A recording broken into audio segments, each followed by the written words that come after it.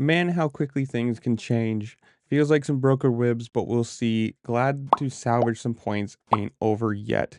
That is the post from Levi Kitchen today after his crash in Nashville, which sadly for him and his team and also his teammate was a major problem. You can see right here, they're right in the middle and then just bloop, catch. One goes down, one goes high, and just bad.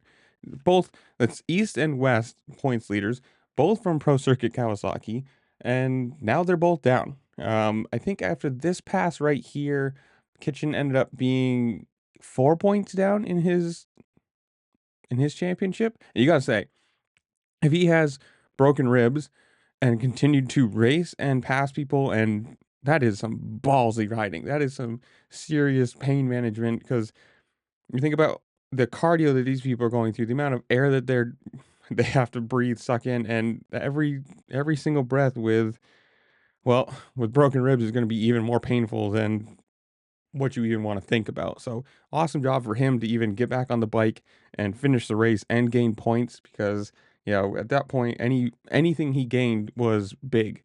Cutting it down to 4 is not that big of a gap with how he's been riding this year. Hopefully he can ride. Hopefully he can either get through the pain, or I don't know, it's not as bad as they think, and you hope that he can continue to fight for this championship, because if it ends this way, if both of them, if McAdoo and Kitchen lose their championships because of a crash between themselves, you gotta say, what is wrong with this curse? Like, who's got a voodoo doll for Mitch? For it is insane.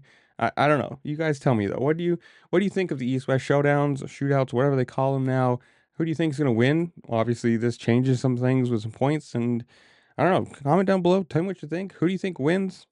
Either 450 or 250 East and West, whatever. Comment down below. While you're down there, make sure to like, share, subscribe, do all the fun things this platform allows you to do, because it really does help me out and I appreciate it.